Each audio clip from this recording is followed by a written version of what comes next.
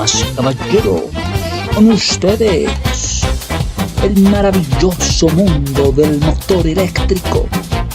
Sí, en tu taller, el taller de máquinas industriales, nos metemos dentro del motor.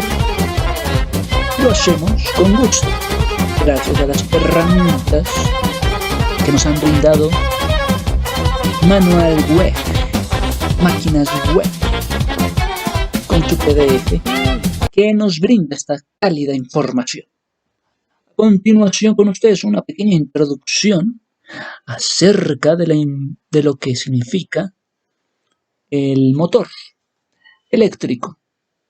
O bueno, podemos hacer ejemplos de tipos de motores. O podemos también hacer una introducción a los elementos más esenciales dentro del funcionamiento de un motor eléctrico. Por ejemplo, podríamos también hablar de los pasos que hay que hacer, funciones o el paso a paso para ver el funcionamiento del motor. Todo esto en uno solo.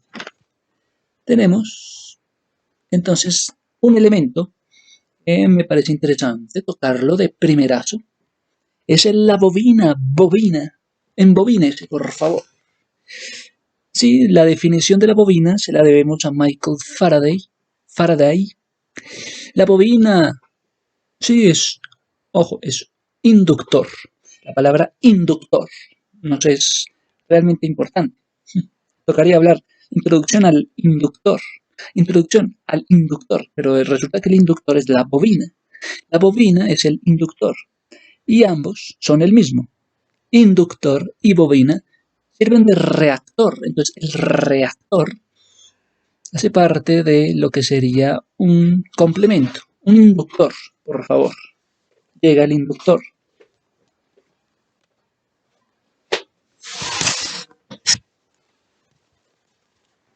Y el inductor llega típicamente como un alambre, como un hijo de cobre esmaltado. Y existen varios tipos de inductores. Un inductor con núcleo de aire. No, ¿cómo va a ser con núcleo de aire? Un inductor como un núcleo hecho de material ferroso. No, pero ¿cómo va a ser hecho con un material ferroso un inductor? Pues sí, es la capacidad de magnetismo en él. Ah, pero ¿cómo va a ser? Tiene la capacidad de magnetismo el inductor, es que es el que induce el magnetismo entonces. Pero tiene un núcleo, ojo, núcleo de aire o núcleo de material ferroso, como lo es el acero magnético. Oh, qué buena claridad, gracias. Gracias por esta claridad. Vámonos con la introducción al inductor entonces, pero no es la bobina. Bueno, entonces estamos hablando que la introducción al inductor realmente es la introducción a la bobina. Y esto se lo debemos a Michael Faraday. Faraday. ¿Y qué pasa con esto? Pues es construido dentro de un circuito. Digamos que hay un circuito que son como segmentos, digamos que sean segmentos los circuitos. Y estos han sido integrados, entonces que los segmentos se están integrando. Esto es un proceso para realizar que un microprocesador. Entonces van a hacer un mini proceso como con segmentos, que realmente son circuitos, para hacer un microprocesador. Y tienen el ejemplo de materiales como lo es el aluminio, que es un material bueno para conducir electricidad. ¿Y qué pasa? También hay otros ejemplos raros que construyen a través de inductores o bobinas dentro de un circuito integrado. Tenemos un circuito integrado. Tenemos que es a través de circuitos que se llega a un circuito integrado. Bueno, también hace un circuito girador. También entonces resulta que por ahí encontramos un circuito girador y que además es amplificado y amplifica operaciones. ¿Listo? Hace que un condensador se comporte como un inductor. Bueno, esa es una propiedad típica de otro circuito, de otro sistema. Más bien sigamos con Michael Faraday y su definición de bobina dentro de los usos que se le da en motor. Entonces lo tenemos también como inductor, como bobina o como reactor. Un reactor como un componente pasivo dentro de un circuito es la bobina. O sea que hay componentes pasivos y activos. Entonces, uno pasivo como la bobina dentro de un circuito eléctrico debido al fenómeno de autoinducción. Debido a que hay un fenómeno llamado la autoinducción, entonces resulta que la bobina o el inductor o el mismo reactor tiene un comportamiento pasivo, pero almacena energía. Ey, la bobina, el inductor, el reactor almacena energía en forma de campo magnético. ¿Cómo se va a almacenar la energía sino en forma de campo magnético? Listo. ¿Cómo es el funcionamiento de la bobina, por favor? Mira, el funcionamiento de la bobina se la debemos a una ley llamada la ley de Biot-Savart, no Savart, Savart. Tenemos que entonces la bobina está constituido por un conductor de electricidad longitudinal. Conductor de electricidad longitudinal con la letra L. Tenemos una sección, o bueno, lo que sería una sección con S, la letra S. Tenemos entonces un devanado con letra N, espiral, bueno, por el que fluye o circula la corriente eléctrica. Entonces van a ver esos valores dentro de lo que es la ley de Biot-Savart. Esta ley es interesante y la tenemos que ver también. Si ustedes desean, podemos ver antes de la ley, vamos a ver las partes de la bobina o del inductor. ¿Cuáles serían esas partes? Tenemos algo llamado el devanado inductor, las partes de la bobina, el devanado inductor, las partes del inductor, el devanado inductor, la culata inductor, la pieza polar del inductor, el núcleo del inductor, la expansión polar del inductor, el polo auxiliar del inductor. Y aquí hay una conmutación. Ok. ¿Cómo vamos a hacer esa introducción a la bobina? Es que estamos hablando de las partes de una bobina, que es un devanado, culata, es como un caminito, la culata, la pieza polar, el núcleo, pieza polar, núcleo, expansión polar, pieza polar y expansión polar, núcleo y polo auxiliar. Tenemos una introducción a la bobina, por favor, también conocida con el nombre de soleinoide. Soleinoide. Es la misma bobina. Tiene varios nombres, por lo visto, la bobina.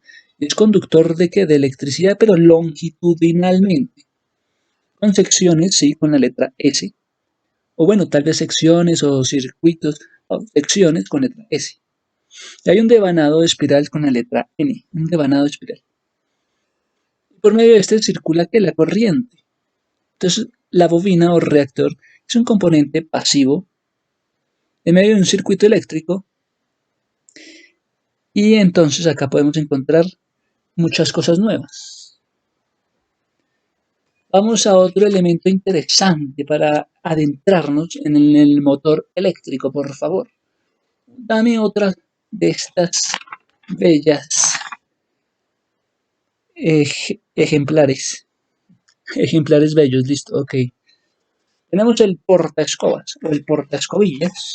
De la bobina al portaescobilla.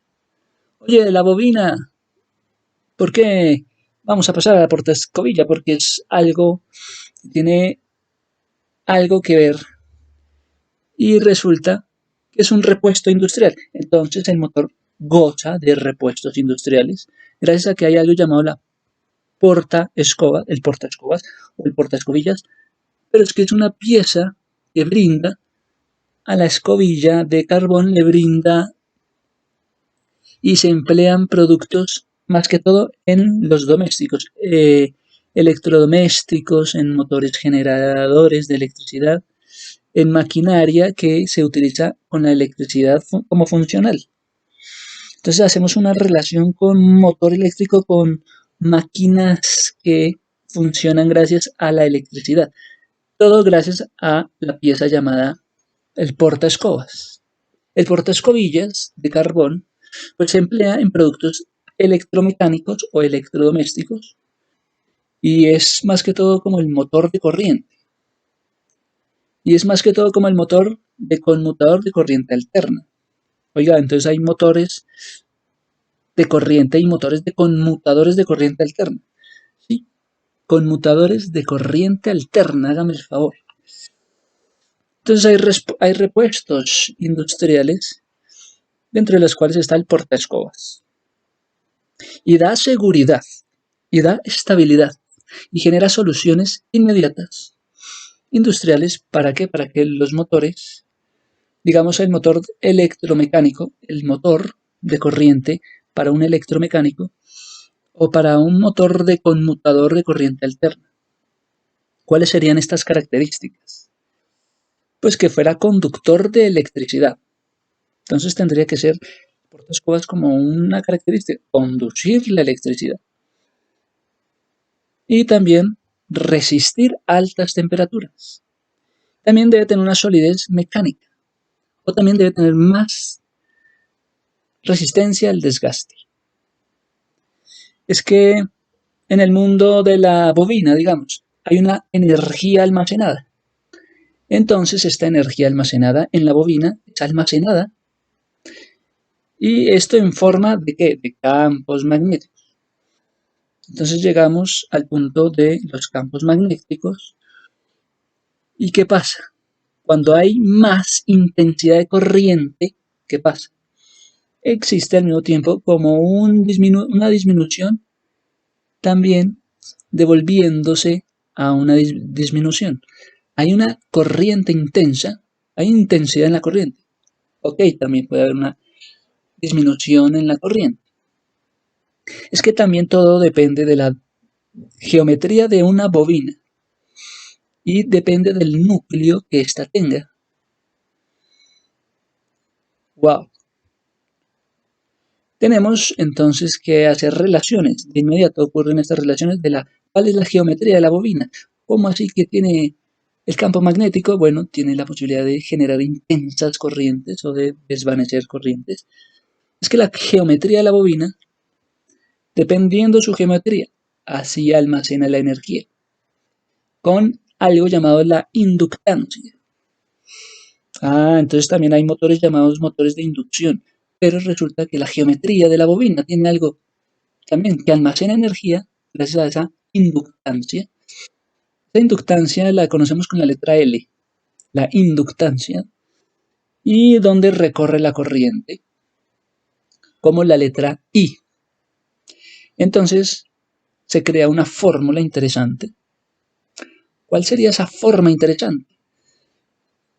Pues tenemos una autoinducción. Se genera esta fórmula en donde vemos esos términos como de autoinducción, esa fórmula, la cual podemos decir que es E, electricidad del tiempo, igual a menos la letra N por D, y esto también es la electricidad del tiempo sobre D por T, D por T. Mejor dicho, hay relaciones en medio del campo magnético y también hay fórmulas que nos están hablando de qué, de la autoinducción o de la capacidad también de inductancia, de la inducción del motor, de la inducción de la electricidad en un motor. Entonces ahí se relacionan y hay variantes en medio de las corrientes, en medio de los circuitos hay variaciones de corrientes con la FEM inducida. Ok, es que tendríamos que hablar necesariamente de esta ley de la Biot-Savart. Es que es para el funcionamiento de las bobinas que se utiliza.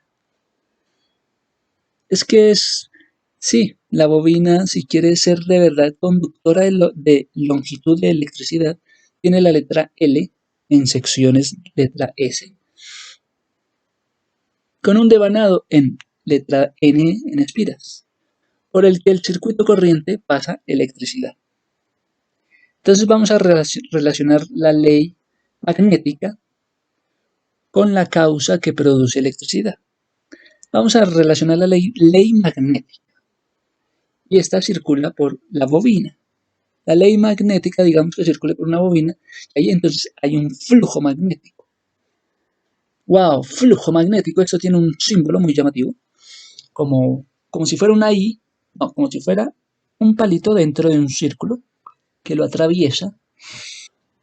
Esto habla del magnetismo, muchachos, que ustedes ven como una I grande y un cero atrás de él, que la I atraviesa como ese cero. Bueno, esto está hablando de un flujo de magnetismo, de la ley magnética. Esto es como lo que se obtiene, ¿no? Este símbolo en la cual están las cargas de electricidad o las cargas eléctricas con el tiempo. Entonces está la carga eléctrica con el tiempo y vemos ese símbolo que es como una I encima de un cero y grande la I. Entonces, hay un flujo magnético y hay variables en el tiempo. Está la ley del magnetismo, está la ley de Faraday y ocurre que hay una fuerza electromotriz, fuerza F electromotriz E por M. Esa FEM es la fuerza electromotriz. Relaciona entonces la variación de corriente con esta fuerza electromotriz. Si vas a hablar de una fuerza, no, si vas a hablar de una variación de corriente, tendrías que hablar de la fuerza electromotriz. Las iniciales, las signas son FEM, FEM. Vamos a hablar de la FEM, vamos a relacionarla con las variaciones de las corrientes. La FEM también hace alusión a la autoinducción. Entonces tiene mucho que ver con el motor de inducción. Estas signas de FEM, la FEM, es fuerza electromotriz.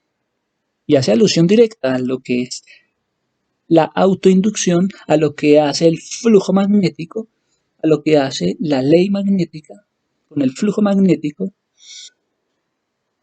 en cada espira. Ok. Es que también hay otra ley, no solamente la ley de Biot-Savart o la ley magnética. También tenemos la ley de Lenz, y esta es como la que tiende a oponerse, la ley de Lenz se opone a la ley de Biot. ¿Por qué? Porque esta tiende a oponerse a lo que la causa que produce. Cuando le hablan de una ley de Lenz, están hablando de lo que tiende a oponerse a lo que causa, a la causa que lo produce. Es como el opuesto, el negativo, las fuerzas contrarias. Ley de Lenz tiende a oponerse a lo que causa esta corriente. Entonces hay variaciones en medio de la corriente eléctrica y que genera un flujo magnético, como una fuerza electromotriz. Esto es como una inducción, como una introducción para entrar más a fondo en el funcionamiento como tal del motor eléctrico. Ok, podríamos hablar de otro elemento, ya hablamos de lo que sería más o menos una bobina o un inductor. Inductor, hay otras palabras también que podemos complementar, como lo que sería la palabra estator o la palabra rotor.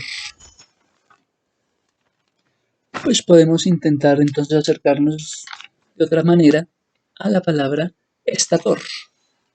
Dentro de un motor hay una parte fija de la máquina, hay una parte fija de la máquina giratoria y comprende con un abanico de posibilidades, muchachos. Hay un abanico de posibilidades y de dispositivos dentro de los cuales se puede clasificar motores eléctricos. ¿Cómo que un motor eléctrico, generador de electricidad? Ok, tiene una parte fija y una parte móvil, ¿ya? Parte fija, parte móvil. El estator es una de estas dos, la otra es el rotor. Estator, rotor. Estator de un generador puede entonces funcionar como un imán permanente. Oiga, ¿un imán se mueve? No, un imán queda quieto. rotor va a ser el imán que se queda quieto. El imán permanente dentro de un sistema de bobinas móviles. Entonces hablamos que hay un estator que es como un imán permanente y que hay bobinas móviles.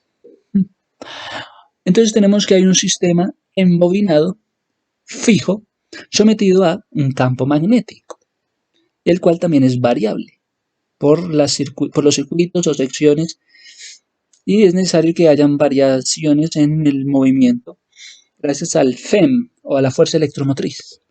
Entonces tenemos que el estator es diferente al rotor. El estator cumple la función, ¿sí?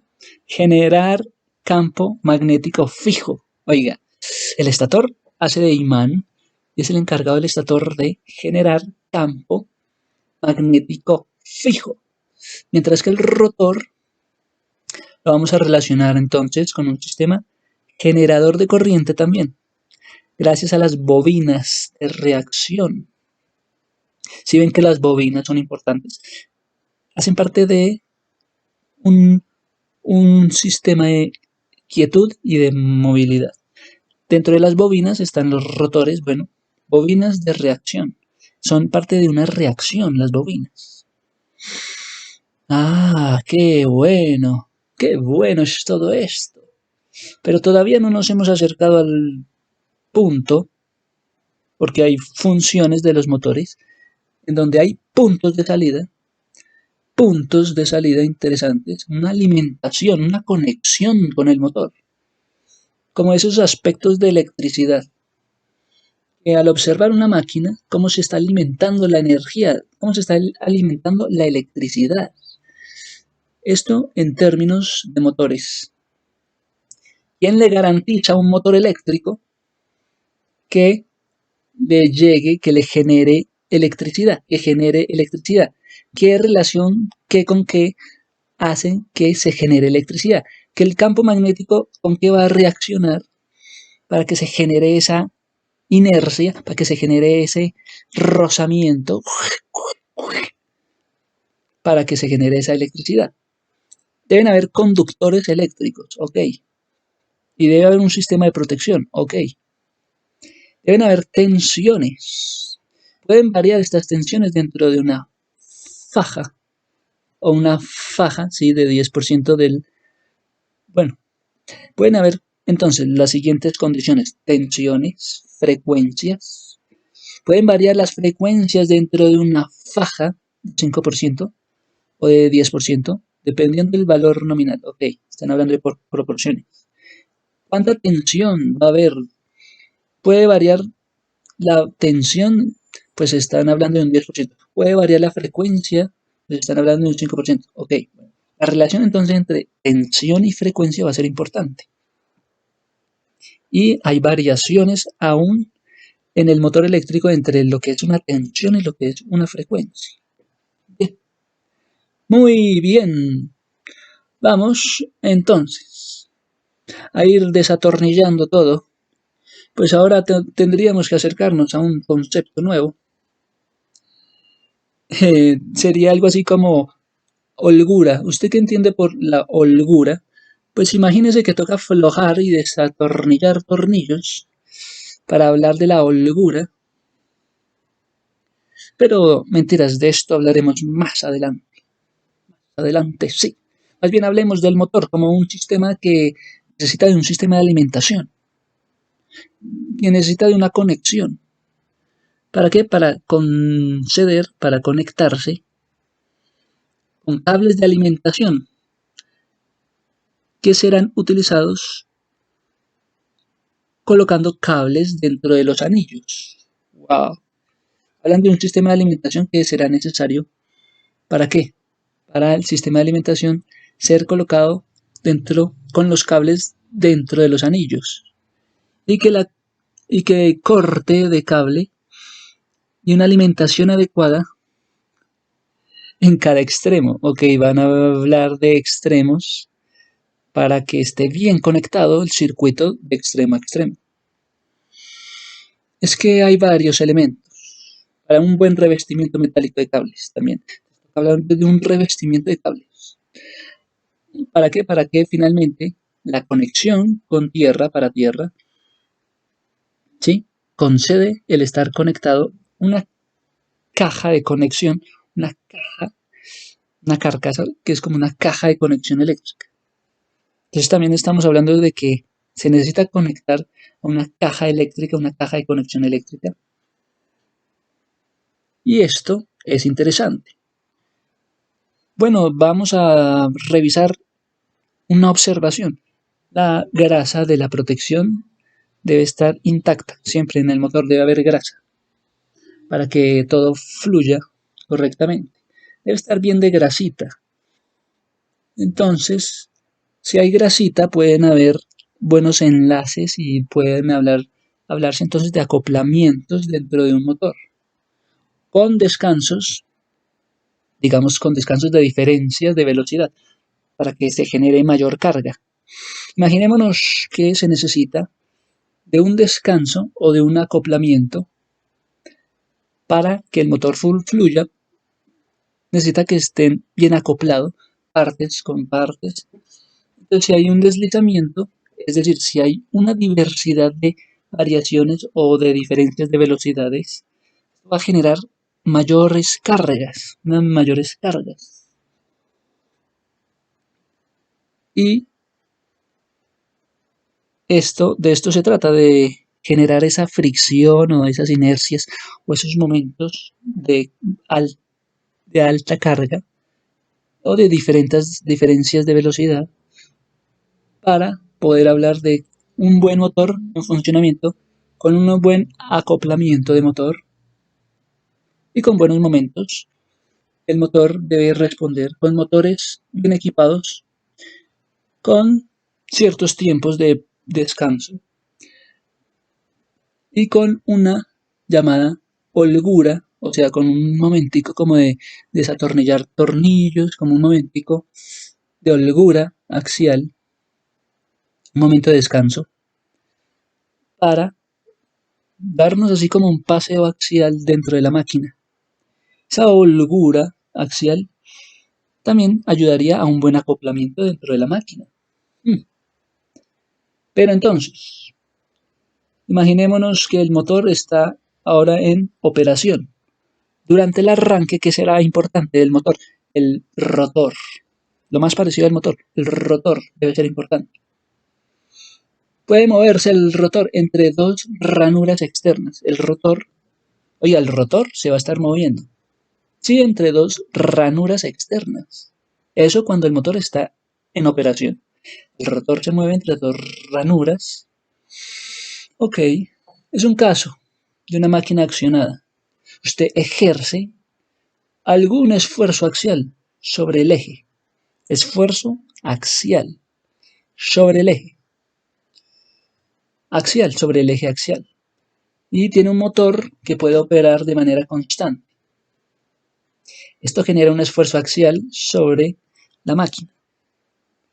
A lo que nos referimos es a esa importancia del rotor, que se pueda mover, ¿sí? El rotor que se mueva con ranuras externas y que si la máquina está accionada, qué bueno que esté accionada, ejerza algún esfuerzo axial, esfuerzo axial o eje, ese esfuerzo axial es como sobre el eje de la máquina, sobre ese eje, el motor pueda operar de manera constante y pueda generar un esfuerzo axial.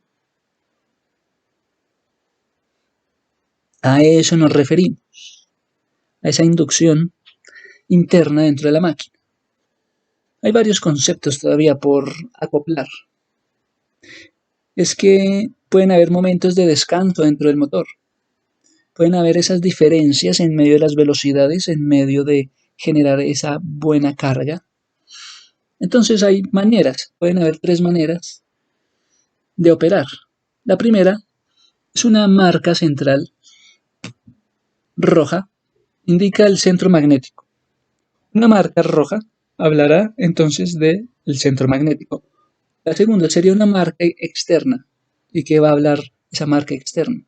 Que hay límites dentro del movimiento axial del rotor para conceder esa buena alimentación eléctrica. Hay versiones que podemos seguir. Tenemos también algo importante, un buen acoplamiento directo a máquinas que además están accionadas. Se estaba hablando de la importancia de acoplar bien el motor, un acoplamiento del motor y un acoplamiento directo. No sería lo mismo hablar de un acoplamiento directo a un acoplamiento a través de poleas o correas. Si es un acoplamiento directo, sería a una máquina también accionada o lo mismo a lo que sería un reductor. Entonces el acoplamiento es más que todo una máquina llamada el reductor. La máquina entonces tiene un elemento llamado el reductor y de ahí podemos hablar de un detalle de descanso, una configuración básica que hay entre un conjunto y el eje y el descanso y la holgura axial. Es que es como un complemento, está ¿en qué estado? Estado de actuar en el interior o estado en el actuar, está en el estado de no actuar. Para mí es importante entonces entender las posibilidades que tiene un motor y por eso estamos hablando de la entrada, de la salida, del sistema de alimentación y hasta aquí podemos hacer esta primera impresión acerca del motor eléctrico. Muchas gracias a todos. Después hablaremos de los tipos de motor.